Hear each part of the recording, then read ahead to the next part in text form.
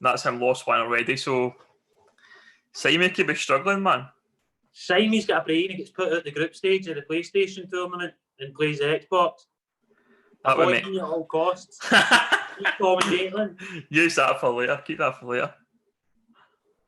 No healthy Tommy yet at all, man. He's good. Tommy's good. Counter. He's away. Love it. Right, let's do this. Just get on the usual social media and then we'll be smashed. Here we go. Have you got all your games organised, or you just got one organised now? When you play Marky? Because Marky's out. Marky's easy. That's quite easy to organise. That's just Marky and party, let's play. Jack McAlpin, I emailed, I'll play him after this. And Lewis's part is, it's in my group. This other one, I've got him in a PlayStation as well. He added me the other night, so easy.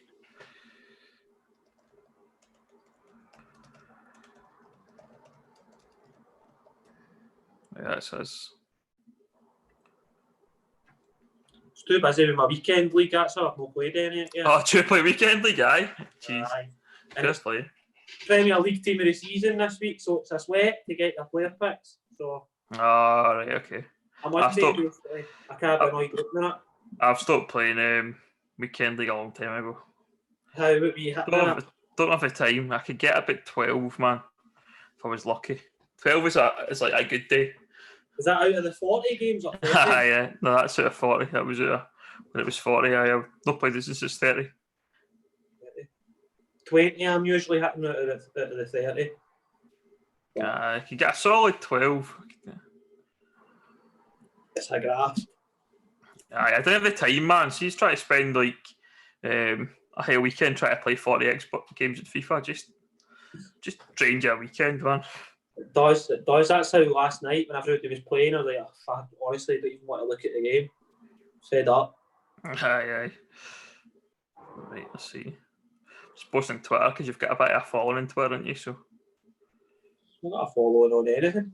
Just kidding on.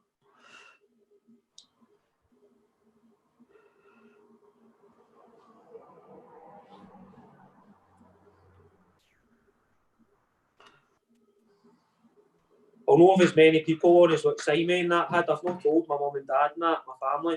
You know, kind of quiet, aye.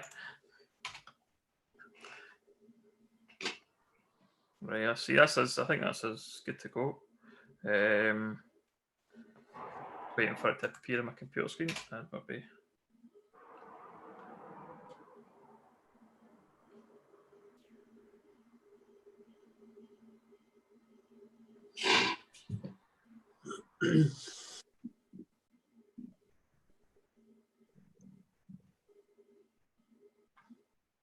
Computer's dead slow, man.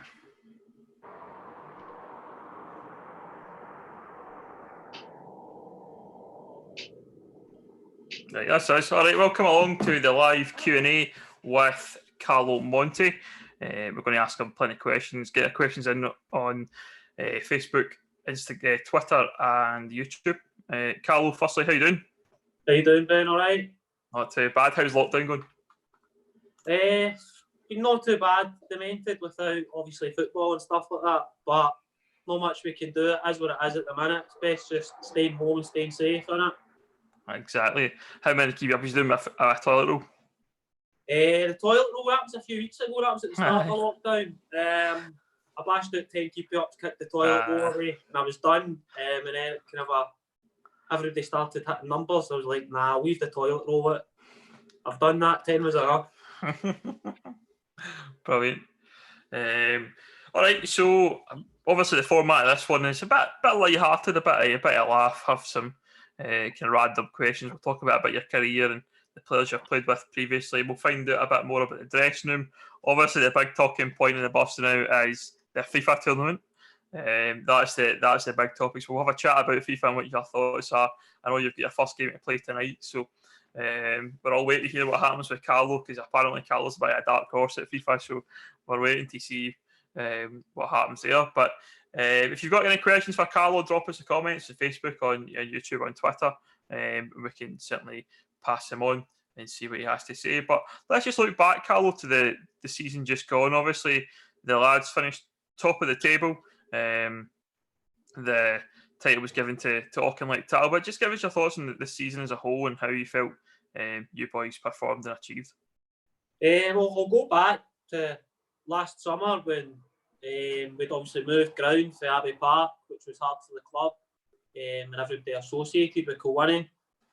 So obviously the move was quite an upheaval, and then there was the uncertainty of how we would settle kind of on the park and things. And I think that we had a good, enjoyable pre-season, hard working all together, and it helped as well and kind of brought us together. And I think in the games in pre-season we'd been doing well against teams, and we kind of took that into the first league game. Then obviously we got Auchinleck quite early on in the league, and we drew 0-0. And I think that gave the boys a wee bit of kind of a confidence and belief that we could go on and kind of hold our own, if you like, initially to begin with. And then obviously as week by week went by and we were winning more games, obviously the confidence grew within the dressing room, and we put a run of results together, and it took us to the top of the league. Obviously, a big part of your season is your free kicks. I think this season especially have been well known for striking some cracking free kicks. What's that like? What's going through your kind of head when you're hitting those free kicks? What's the kind of the thought process when you're about to hit one of those? Don't make an arse of it, really. That's the first thing. It's always kind of been make the goalie up, and then nobody can really go on your back. And obviously, before I go up and hit it, I'm obviously confident at the time that I'll be able to at least make the goalie make a save. And if I'm accurate, 9 times out of 10, it should go in. What would you say your favourite goal of the season was for yourself?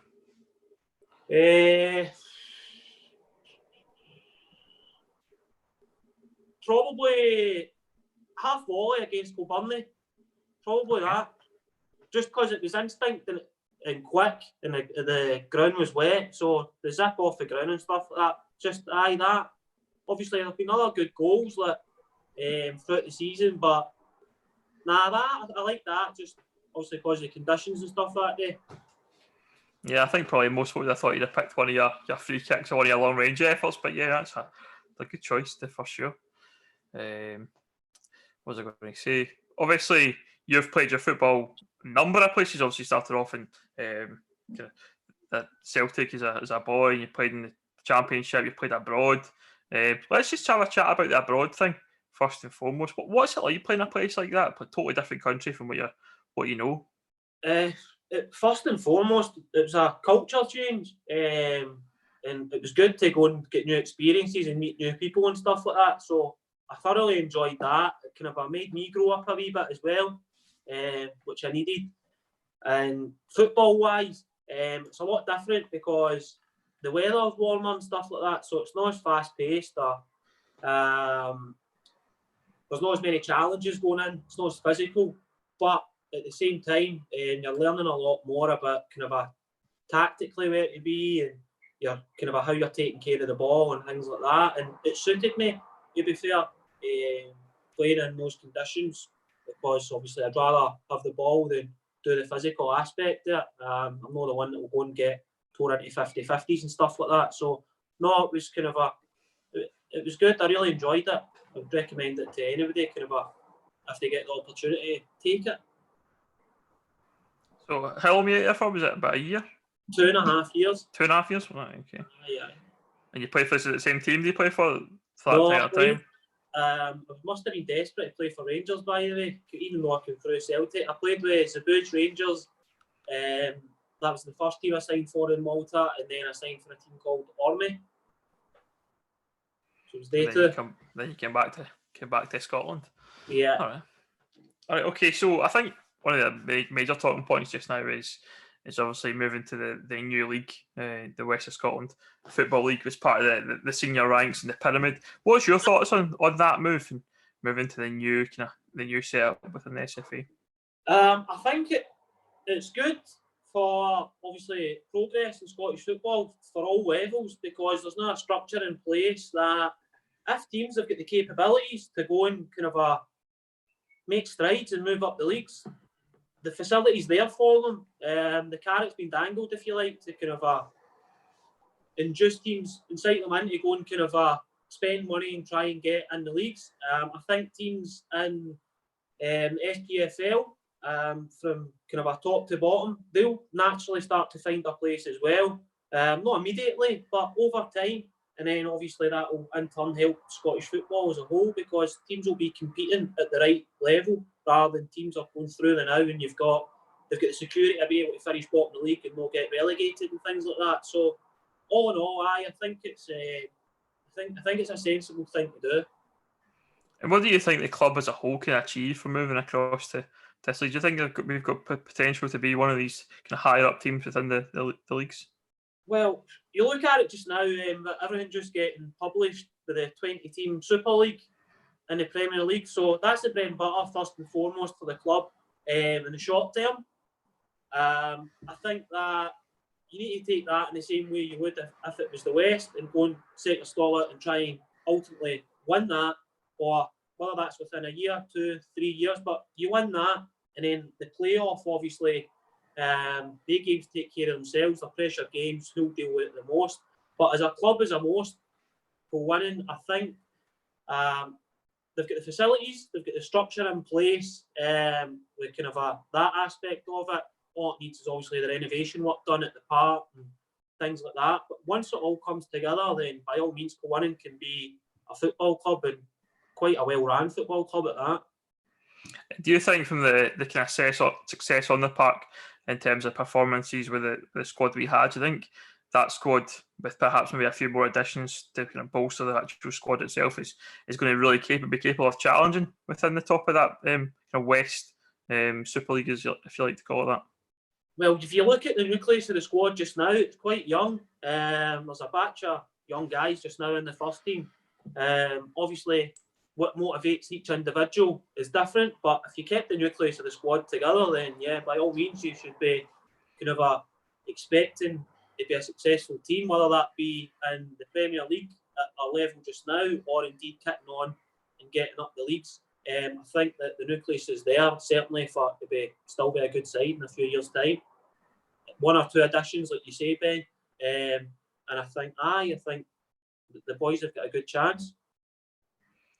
So I guess I think this is probably something that pops up in these streams pretty much every week, and it's your situation. What's happening with Carlo Monti right now? Where do you plan to play next season? What's your current situation? Well, as things stand, obviously the circumstances we're in at the minute, nobody's foreseen this coming, so I stay quite far away from Kilwinning. I've not had the chance to sit down and kind of have a chat with the manager and see what's what, but it's a situation, honestly, that I'm relaxed about. I don't see any panic. I've been happy at Kilwinning. I've got a good working relationship with the manager and personal relationship, so for me, I'm very relaxed about it, and there's nothing new on it. Hopefully when lockdown's done, we'll sit down, have a chat, and if obviously we can come to an agreement, it should be pretty simple and kind of staying at Kilwinning. But ultimately, I've not had to chat with the manager first as the times that we're in. So you expect to beat Kilwinning if you're playing at the level we're currently playing at? That's probably the exclusive headline. Yeah, well, if I'm playing at the level that we're currently playing at, as we've just touched on, there's no any reason for me to kind of leave. I'm happy, enjoy the facilities, enjoy my teammates. There's a good team there, I've just said. So by all means, I've not any intentions of kind of going elsewhere if I'm staying at the level that I'm playing at just now. Absolutely not. Well, there you go, folks. I know it's been asked a few times now on the chat, and I never really knew what was happening, so I thought I'd wait to say the question until you come on, Carlo. So obviously, for those who have been asking for the last 2 or 3 weeks what's happening with Carlo, there we go. There's the exclusive. Carlo wants to stay. So once we know what's happening with lockdown and when football's going to be back on, then hopefully Carlo and the club will get things sorted out, and he'll be the next announcement in the signing list. So that's a good story for everyone there. Right, I'm going to go to some questions now. We've got some questions on already on the YouTube and Facebook. So the first one actually came from Lee Crichton. He's asking about your favourite goal and can we challenge for the league. So we've kind of already touched on that. Carlo said already his favourite goal was his volley against Kilburney earlier this season. And he thinks, of course, yeah, we can challenge based on the performances from last year. So there you go, Lee. That's your question there. You've already been covered. So We'll move on to the next one. Ryan Johnson's asking, Carlo, why are you so good? I don't know. He can answer that. There you go, Ryan. You tell us, Ryan, why Carlo's so good. What you think Carlo's so good? The next one comes from the Boyd79 on YouTube. Do you of any of your teammates have any kind of weird dressing room superstitions before you go out before a match? Nah, not really. Nah. It's not something else. Gary Fleming getting his can of Coke. Gary Fleming, he'll have his can of Coke. In fact, Tommy Maitland, he's always got a banana for half time and before the game, stuff like that. Other than that, Adam Strain, maybe he gets an MOT before Davey, the physio, every week. But nah, other than that, I'd say nah. No, there's nothing I've picked up on too much. Stuart McCormack's asking about football boots. So black football boots or coloured ones? Are there any plain black traditionalists in the team?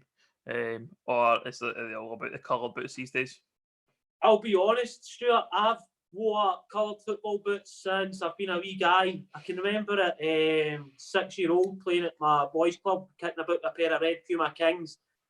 So for me, colour, I feel like the slowest player in the world wearing black boots. Drag you down, is that what it is? That's what it is. Right, okay. But I have another question about your career, which we'll come on to, because we want to obviously talk about your 1 to 11, and William Johnson's got a question about your career, so we'll come back to that question later on. Ben, can you bear me a wee second? I'm going to shut my window so I can hear you better, mate. Yeah, no worries. All right, all that noise. Right. While Carl's away, I'll just give you some few updates. Usual stuff, Buffs Foundation still going well. For those who are watching who haven't had emails out in the last week or so, I'll be doing that tonight, hopefully. This FIFA tournament has been taking quite a bit of time, so I'll be getting emails out about Buffs Foundation stuff later on. Watch out for the hidden team. We're going to get one of them going on Saturday, so keep your eyes peeled for the hidden team as well. Yeah, so that's the main things I mean just now. We'll go back to Carlo. Ryan Johnson came back and said it's your hard work and your dedication that makes you a great player. There you go. Thanks very much. There's the comments there from Ryan. Let's see if any more questions on the chat. Not at the moment. So let's find out a bit more about you, Carlo, yourself. So what we're going to do, in fact, I forgot your lockdown questions. First, we'll do your lockdown questions. Obviously, I've told us already how your lockdown's going, but are you watching much TV or Netflix, anything like that just now? And I have watched quite a few things on Netflix, what are you watching? YouTube and stuff like that. Peaky Blinders, in fact, that's one. The guys in the dressing room working on about Peaky Blinders for ages, and I was like, I've been one really for sitting in the house, Ben, and watching TV series. I was like, nah, come on, I've got better things to do. Sit and play FIFA, for example. Run 5Ks. Aye, exactly. Run 5Ks. So, I've been watching Peaky Blinders. Obviously, you've got the old classics, Entourage and stuff like that. I've been watching a few movies. Ant Middleton, I've been watching some of his stuff. I find that's quite inspirational. That's actually helped me to get my backside moving and kind of outrunning and things like that. So I've been watching quite a few things, to be honest.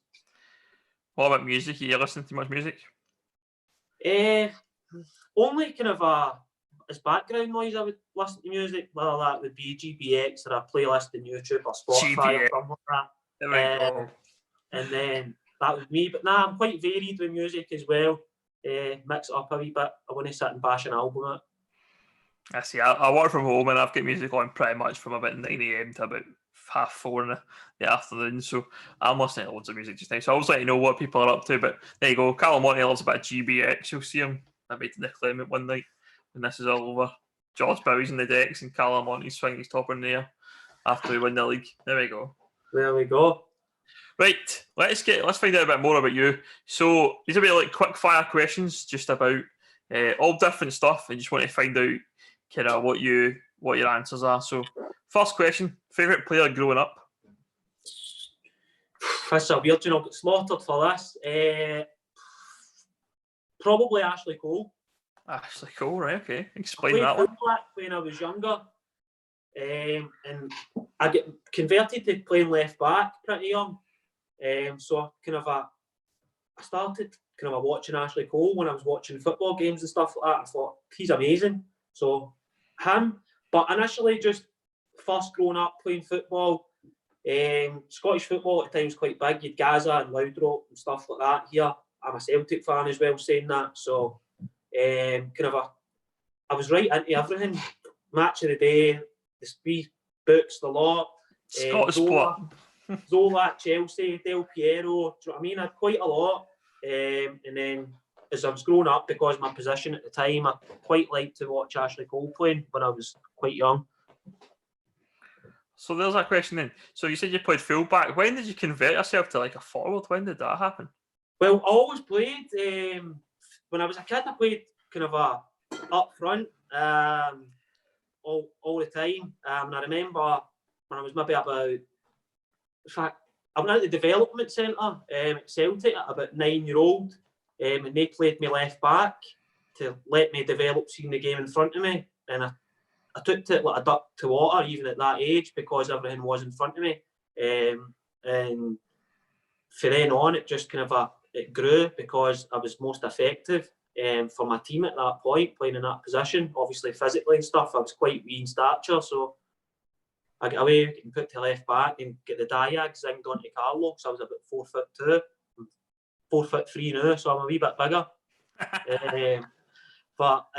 So it was quite young, probably at the development centre initially, and then when I went into Celtic, probably about 12, 13, I started playing every week left back. There you go. So if Strainy's struggling for a left back next season, we know where to go. He's done it. We played Morton away and stuff like that. I've played left back. Right, okay. Aye, we won as well. So Enough. it's not something that really bothers me. I get more enjoyment out of playing football, obviously further forward, and kind of let the dafties, like Davy Simon, that defend. Do you know what I mean? That's the best way. Don't want to get the pretty good looks of yours messed up, playing defence. Aye, face for the radio. It's that hair. You've got to watch that hair in it. You've got to look after the hair. That's the important thing, isn't it? Right, next question. What did you want to be if it wasn't a footballer? Well, don't know. I was quite arrogant in school when I was younger. I can always remember my teacher in primary 3, Mr. Cairns. He'd me up against the blackboard back in the day, obviously. Get away with that. He'd me up against the blackboard for messing about in the class or something. He called me a clown. What are you going to be when you're older? And I answered him with a straight face. Say, I'm going to be a football player. He was like, nah, you need to be something else. And I was even adamant at that age, primary 3, 7, 8-year-old. I was like, nah, I'll be a football player. So now I always had that dream that's what I wanted to do. As I say, I was obsessed with it when I was younger. So I always had that in my mind that that's what I wanted to do. You met Mr. Cairns after that too? I and obviously Mr. Cairns, I met him at Sainsbury's, where I went to secondary school, and I met his dad as well. And it's funnily enough, when I got to primary 7 in primary school, I was outside Sainsbury's with my mum. She's in, and I'm outside with a futsal ball. I'm doing keep-ups and stuff like that, practicing my skills. And this guy stopped me and he says, "Look," he says, "I've been standing watching you. You kind of look as though you know what you're doing with a ball. Keep working hard. I'm impressed to see that." And then little did I know, the guy who spoke to me outside Sainsbury's when I got into school on a Monday was Mr. Cairns, his dad. Right. Just shows you kind of that few year. His dad came back and says to him, "Like, well, I should do it if I work hard." And obviously I had the chance to go and do it. I've got a similar story, but it's not about football, obviously, because I never made it as a football player, but I'll tell you that off air one day. I'm not going to broadcast that because potentially people will be watching, but I'll tell you that story one day. Right, next question. Say back to the kind of quick fire questions about you. What's your favourite takeaway? Chinese. What's your order? Salt and chili chicken. Knew it. Fried rice, hot curry sauce. I was going to say, I knew it was going to be a salt and chili chicken. I just thought Carlo's picking salt and chili chicken there for sure. How hot is your sauce at Nando's? Depends how I feel. Medium or hot. I don't even take any sauce at Nando's. People think I'm weird. Like, as if I'm like some sort of weirdo because I don't take any sauce at Nando's at all. Next one. Favourite actor or actress? Good few.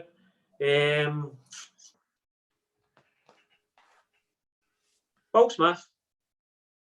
Any particular film? Hitch. He's good in that. Good film, yeah, good film. I like that because Eva Mendes is in that, so I said Hitch. Hancock and all that. Hancock, yeah. Pursuit of Happiness. So Men in Black.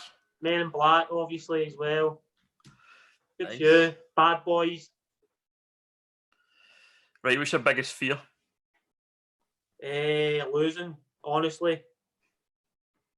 No, mine's getting stabbed. Like, I have the absolute irrational fear of getting stabbed.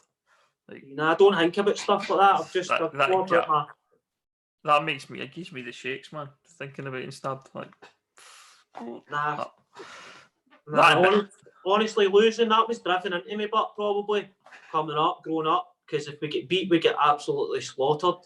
It was obviously not acceptable with the youth pathway and stuff like that. So getting beat as well. A good story in that, actually, getting beat, learning your lessons as well. But don't know whether you want to hear that, but definitely getting beat. What would be your dream car?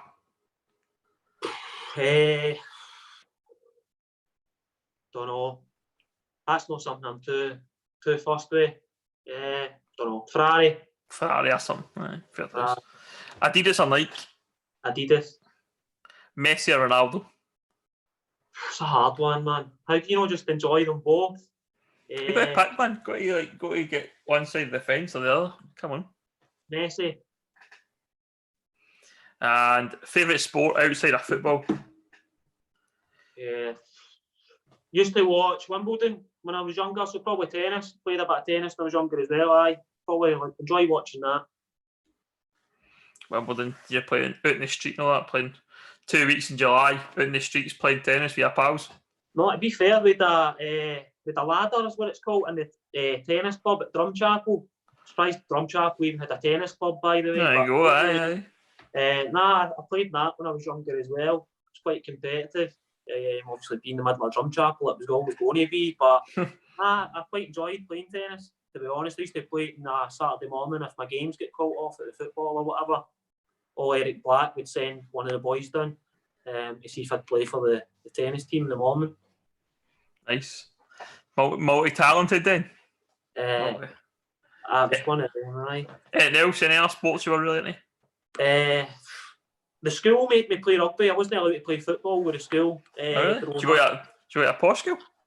No, you mad. I went to St Ninians and St Thomas Aquinas, but they were just trying to bring rugby into kind of the quota at the time in schools. Tag rugby, is it? Right, aye. And I was obviously too fast. They couldn't get my tag, and I remember my head teacher saying, "Would you ever consider taking up rugby?" Absolutely not. See you later. Nah, because at Premier 3 and you're going to be a fitter player, so none of this rugby nonsense. Fair enough. Right, let's see if we get any more questions or comments in the chat. Oh, Kitman Brian Jardins commented about the boots. He said Tommy's the only person in the team that's got a pair of black boots, and apparently, Carlo, you've got 7 or 8 pairs, and none of them are black. There is one that are predominantly black, but they've got a luminous green in them. I actually love day boots. They were Nike as well, Vapors. I changed. They asked me the question, Nike or Adidas as well. I was Nike up until a few years ago, and then my preference now boot-wise is Adidas. So Brian's right. I feel sorry for Brian. I actually have got quite a few pair of boots. How do you get 7 or 8 pairs? I don't know. It's weird. Let's see. I don't know, Ben, how to explain this as best as I can, but I don't know. Just depends. Different days you stick boots in your feet and you think, nah, these aren't going to work for me today. Get these off and change them. So over the few years with boots that I've enjoyed wearing when I'm playing and stuff like that, and I feel like I'm getting the right connection in the ball and I can control the ball right and stuff, I'll keep them and obviously use them, and hopefully it's at the right time when I can ever wear them. So that's the reason for having so many boots. That's genuinely why. I wonder if you're the same size as Alex Waters. He's always moaning about wanting new boots. I always hearing for him. He's always wanting a new pair of boots. He tried that quite early when he signed with Alex, but he's baby gap, unfortunately. I think he's a size 2. So no, we Alex, nobody's fit him. Brilliant. Right, I got a question from Ryan Johnson again. He's asking, you get any stories about Thomas Gravison? That feels like a loaded question, perhaps. I remember one day up at the park, obviously, sitting playing pool, as they do there on the lunch, and Tommy was injured, and I think I was injured getting treatment at the park. And I'm in playing pool with Tommy Gravison and Alan Thompson. Beat Alan Thompson at pool, and he vexed the place. He throws the cue down, shouting, "You know what, Dan Nelson, your spare time? Play Tommy Gravison." Beat Tommy Gravison at pool. He goes off his nut. So he called me a fucking little gimp, basically. We don't swear that. Just sorry. If there's kids watching, we apologise. Sorry, aye. But it added to the story, so. Basically, that was the story with Tommy. There's been quite a few playing wise with Tommy. I remember one day him and Derek Dyerden were playing ways, and we played a bounce match at training. And you had Derek Dyerden playing left mid and Tommy Gravison playing right mid. And I swear to God, I'm playing left back, as I explained when I was younger. And zero tracky backy for Ryerden or Gravison. Every time they get the ball, they had no interest in trying to pass it to empty. They just try to see if they could pass it to each other in the diag. So they were shanking balls at the park, kept getting intercepted, stuff like that. Willie McStay's going off his nut. "What are you doing? I'm trying to do a session, blah, blah, blah." And they just really, they didn't care. He was a loose cannon, but at the same time, some ability as well. Just continue on about your time at Celtic. I remember when we spoke, I think, earlier on this season about for the programme, and you mentioned Tommy Burns. Just talk us through what it was like working under someone like Tommy Burns. He was amazing, honestly. Like, see, now the older I've got, you realise like how humble the guy was. Do you know what I mean? Like, when you're younger, I think I took for granted kind of see when you're in his company and stuff like that, you didn't really realise just how Mr. Celtic, if you like, that he was, right? And it's obviously as the years go by and you hear everybody speaking about him and you go through your own personal experiences with Tommy. But he would teach you things kind of in the right way. The story in losing, right? We lost a Youth Cup final game at the age of, I was 16. Rangers beat us 5-1 at Hampden in the final. We were a shambles, embarrassing.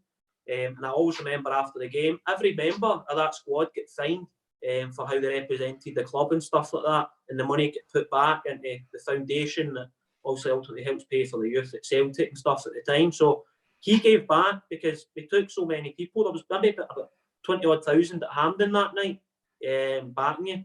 And he gave every penny back to them simply because of how we were as well. And it was quite big and kind of helping people kind of come out their shell and stuff like that. So whether you were a quiet wee boy, never had much to say, would coax it out you that you'd need to go out on the park and have a bit about you, because if you can't accept Tommy abusing you or one of the other coaches abusing you, when I say abusing you, I mean it in the sense of giving you a hard time for being slack in the ball and stuff like that, not doing things right.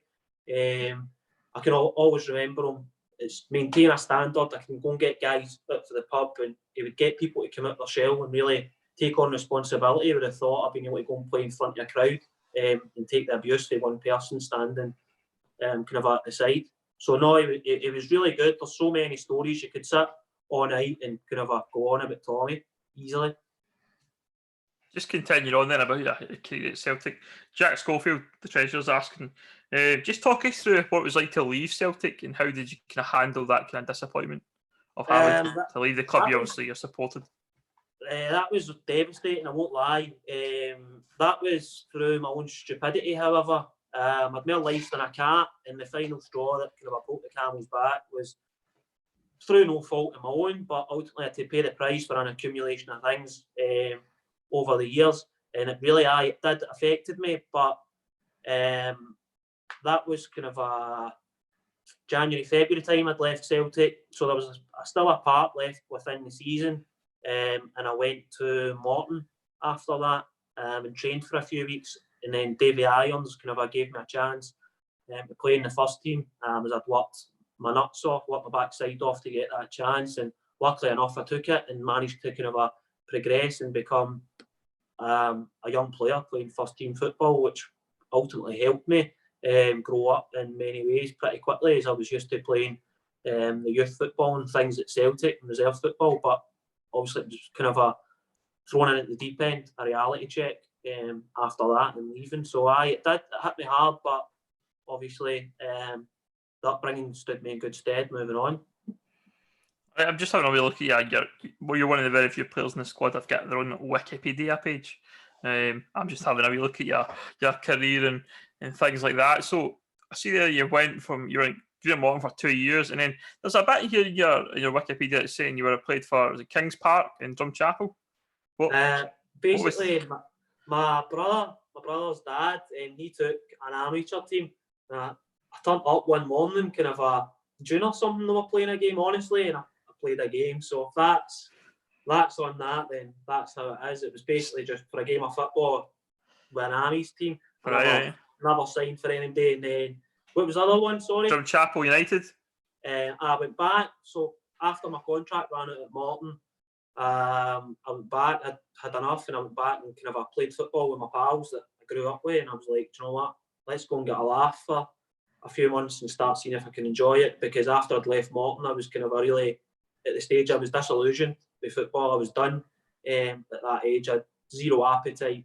And to be fair, my cousin, he's the one that was like, come on, let's go, we'll get a laugh and play for the drum. And there's 9 days between me and my cousin.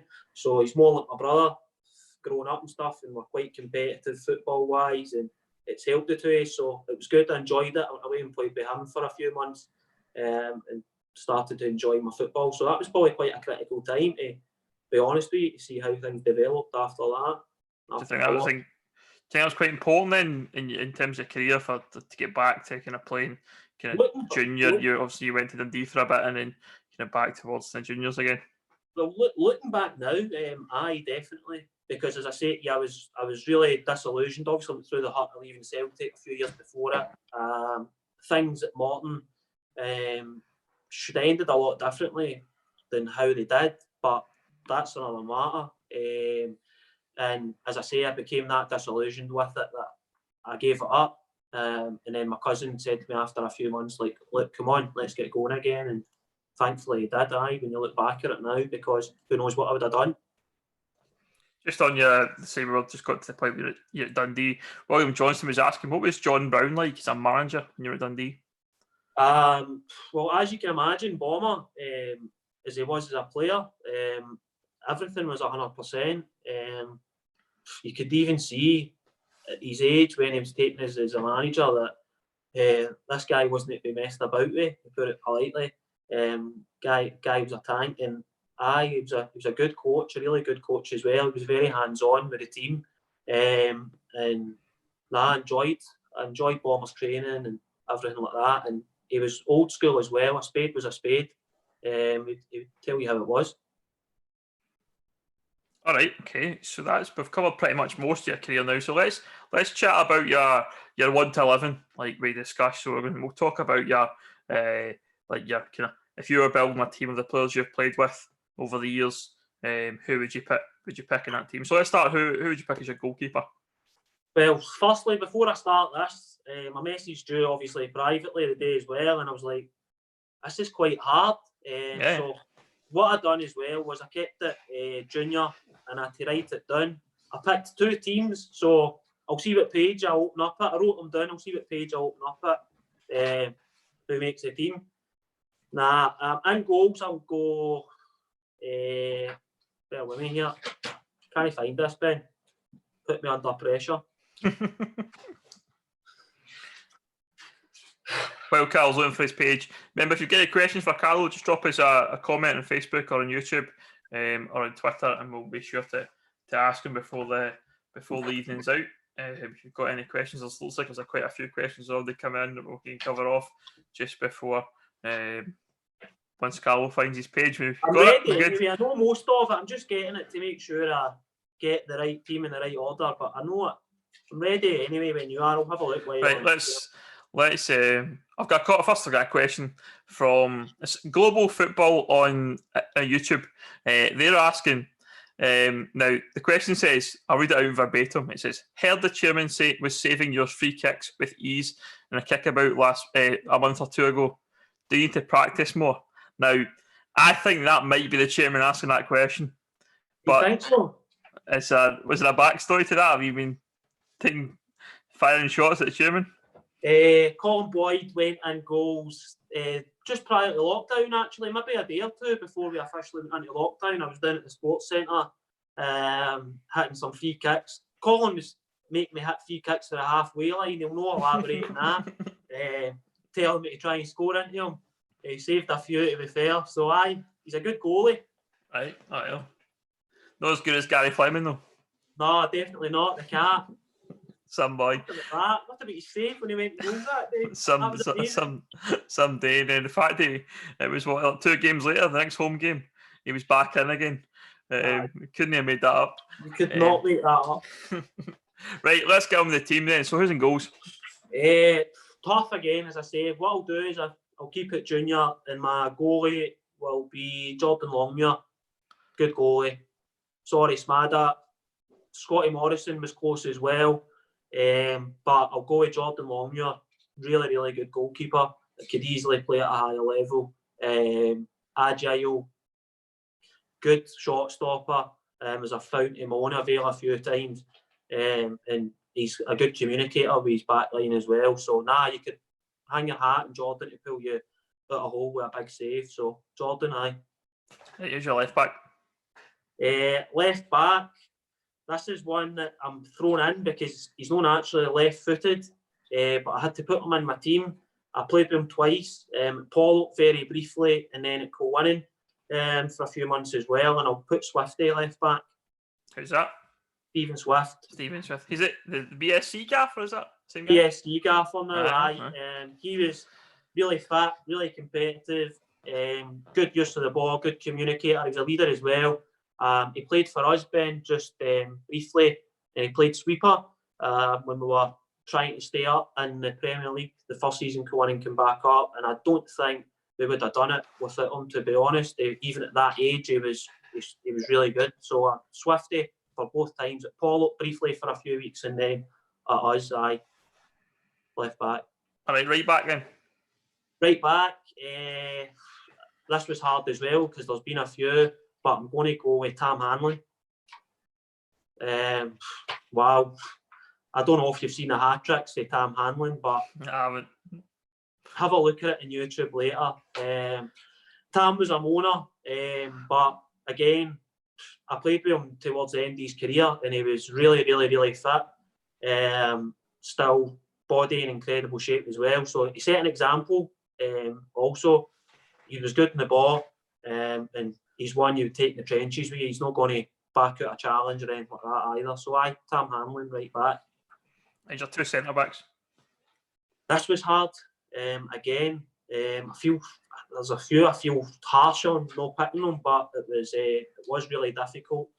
I'm going to put Gus in. I'm going to put Davy Simon. Gus, is that his nickname? Aye. That's his nickname. Gus. So I'm going to put in Davy Simon. You'll love that. You'll love it.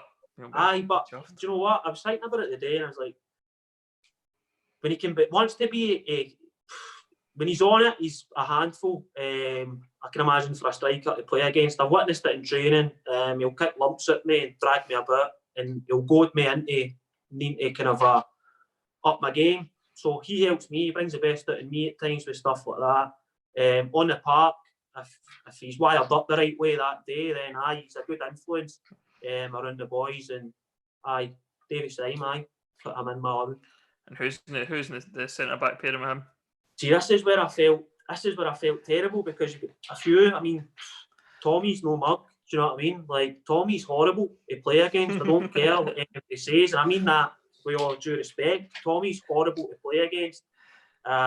Petty, feel harsh because I'm not going to have him in my team either. And Petty's use of the ball, everything else is really good, but I'm going to put Paul Gallagher and skip at Paul in before him. Gal's tall, athletic, good in the ball. That was back when I played with him. Obviously, I don't see much now, but for the time I played with Gal and the twice I've done it, really, really good. I would have him in my team. All right, let's go to midfield. How many midfielders are we going for? How many strikers? So I'll go a 4-3-3. Right, midfield 3 was tough as well, to be honest. So tell us your 3 then. in the midfield? Sitting in my 3, I would have Gary Fleming. Say what you want about Gaz, but my God, he knows how to dictate a game. Obviously, uses his brain wisely. And he's a good leader. He's a skipper, so Gaz Fleming. Who's playing in midfield with him? Who's the two other two? I'll name the first one because there's no point in me hanging about. I've put Ben Lewis in there as well, number 8, and kind of let him go and do his stuff. Ben's class as well, so definitely I took Ben Lewis in my team. What's it like being playing with Ben then this season, kind of up front? Because obviously Ben, you've put him in your midfield, but he's played a lot further forward alongside yourself this season. How's that been? It's been really enjoyable, to be honest with you. For I first went to the Buffs, Ben, to be honest, me and him kind of struck up an understanding. We knew how to kind of help each other, and obviously as times went by over the years, I've been there a few years now, that relationship's get stronger on the part, and it helps, it shows when we play on a Saturday because it helps the team. And this season in general, playing further forward together has been really good. I've really enjoyed it. And even still, prior to that, when I was playing midfield and things like that as well, I always knew if I get the ball and I'm struggling and I see Ben, I can work something with Ben, and we seem to do well playing together. And who makes up the 3 then in the midfield? Paul McQuilkin, Diego. I played with him at Polo for my 18 months, my first spell there, and it was very similar to Ben. Like, I didn't need to talk to him. I'd play the pass, and he knew my movement afterwards. If I was playing a 1-2, or if I'm making a run, there's times I'm even looking and he's slipping me in. He knew how to play with me as well. So him and Ben. All right, okay then. So your front 3, what are we going for? Front 3, I'll start with, on the left, it would be Brian Boylan. Brian Boylan gets a bit stinking for being for not being the brightest tool in the box, let's put it that way.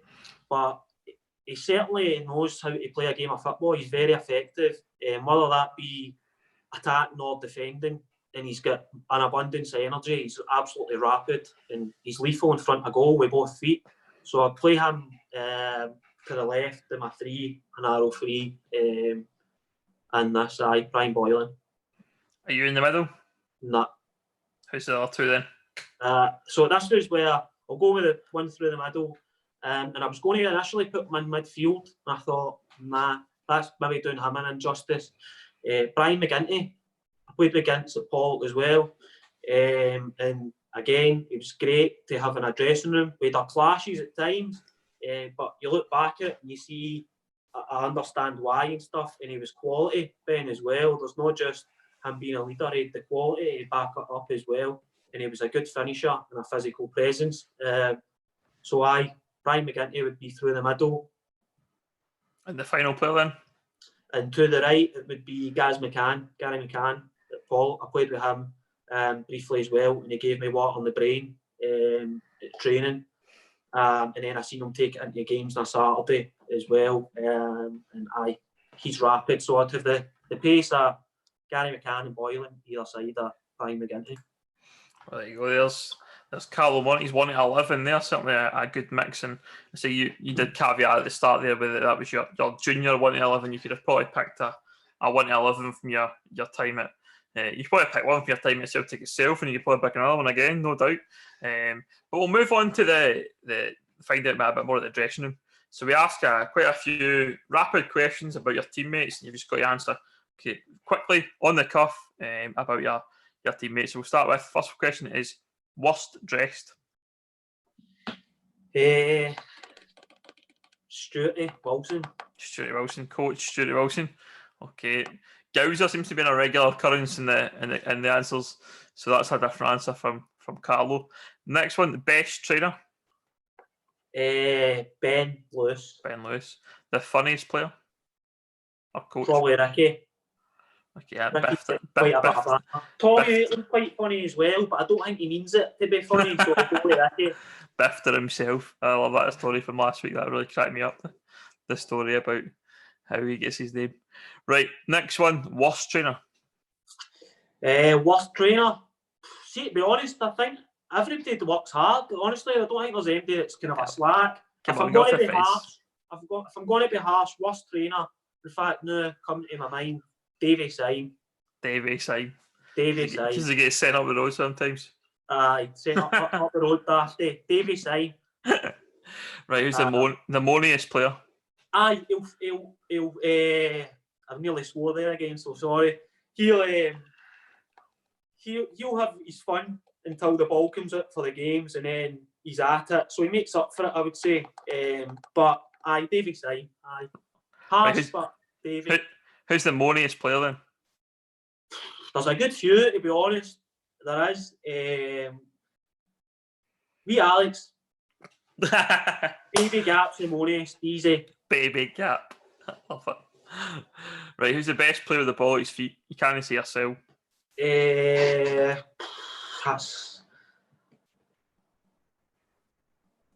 I'll go toss a coin between Calvin and Ben. What one is it? Ben Lewis. Ben Lewis. Who's the toughest player?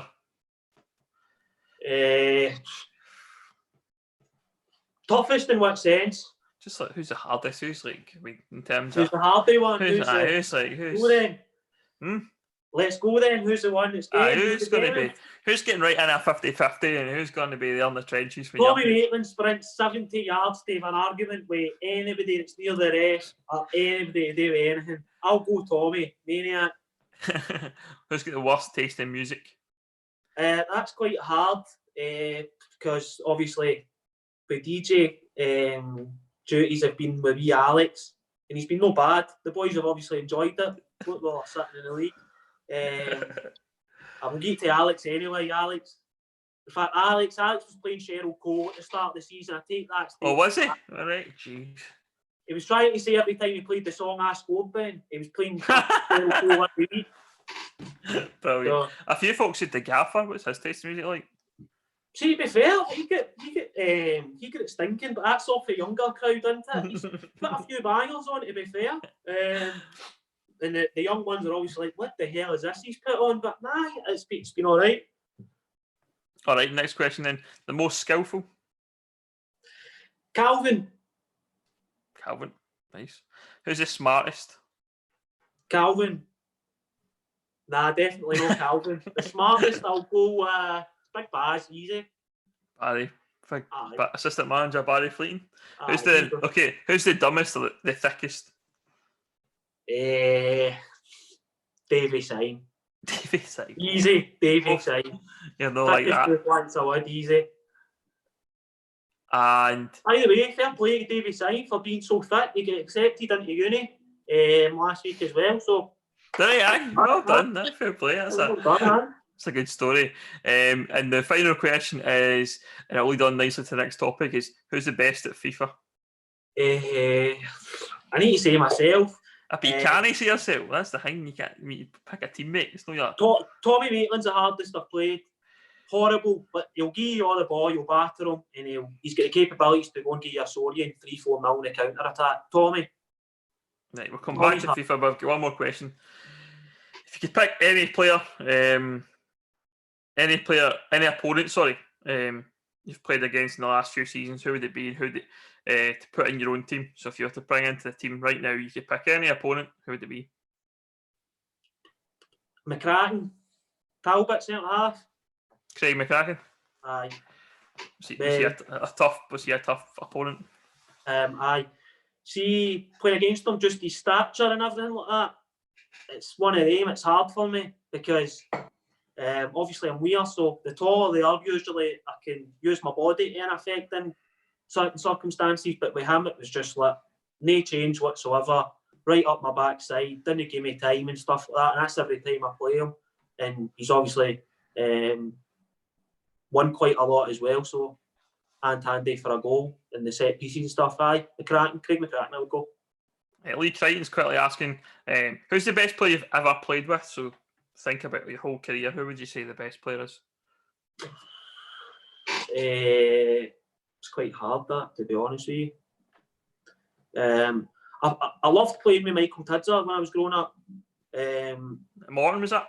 I played with him at Celtic, but Okay. played with at Boys Club. I've known Tid since I've been about 8-year-old, and always enjoyed playing with him, and we always kind of worked and synced together quite well. So I'll probably pick him just simply down to that.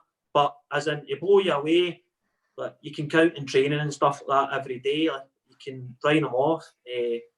But I would go with that. I'd probably go with Tids just because I came through with him all the way growing up and played first team together with him and stuff, and I've seen him at close quarters more than anybody else, and I enjoy playing with him. So I probably Tids. All right, so we mentioned FIFA there briefly, and everything. I think the big talking point just now within, in fact, the whole of the club, from right down to the 9-year-olds right up to the first team, is the FIFA tournament that we've organised. Group stages are underway. How's your feelings towards the FIFA tournament? I've heard a lot of reports that that you're one to watch in this whole tournament.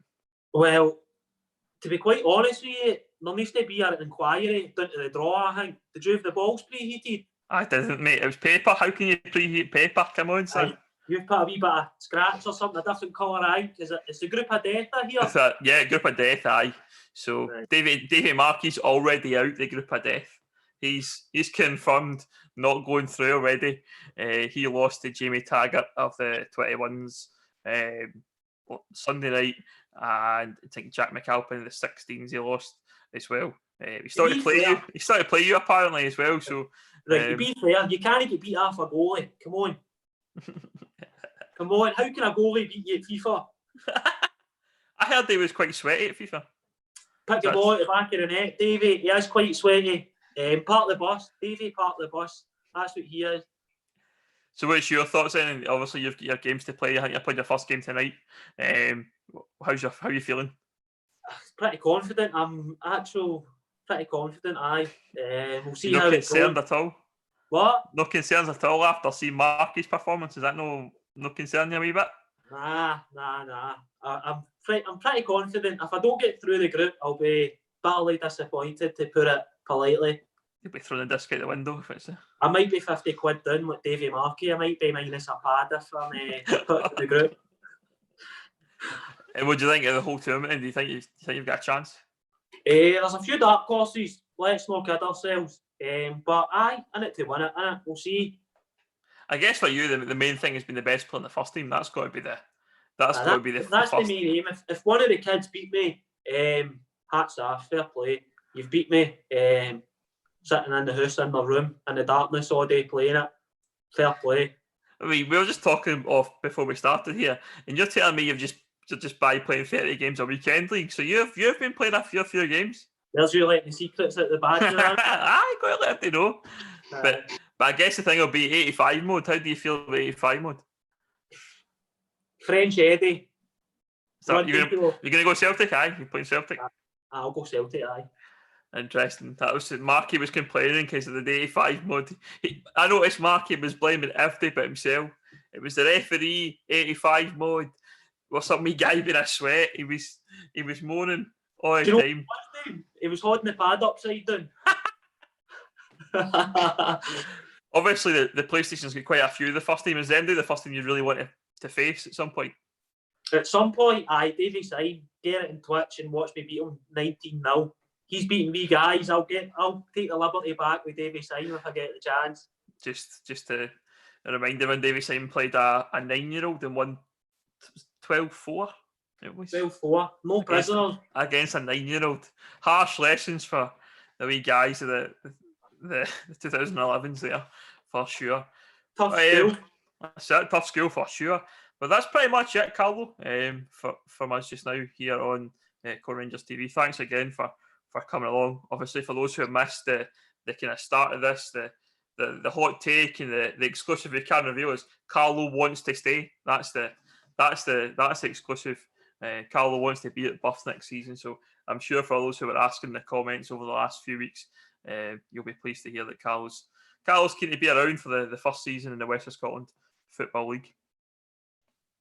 Any final comments, Carlo?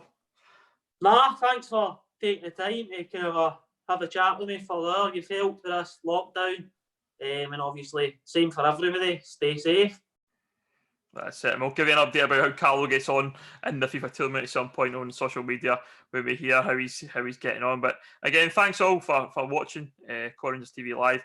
We'll be back potentially at the weekend. Actually, we're hoping to stream some games in the FIFA tournament at some point. Carlo mentioned there about getting him and David Simon on the Twitch. So we're going to look at trying to do something with the knockout games and actually get them live on the YouTube channel. So watch this space. If not, if we can't get that to work, we'll be back Tuesday with another team member of the team to have a chat. But thanks for watching. Remember, you can check out all the FIFA updates are on Twitter. I'll be doing an update, a video update with all the news stories coming out just probably in about 15-20 minutes time. So just watch out for that on the YouTube channel. Bus Foundation, if you want to join the Bus Foundation, we still plenty of time to do that. Just check out the Facebook and Twitter. The links will be there or drop me a message and we can set you up with the links and get the Bus Foundation applications going as well. Hidden Team, we'll have one on Saturday. Keep an eye out for that as well. So if you want to have a chance at winning £300, then get in touch and sign up for the Hidden Team. But thanks again for watching, and we'll speak to you next week. Cheers.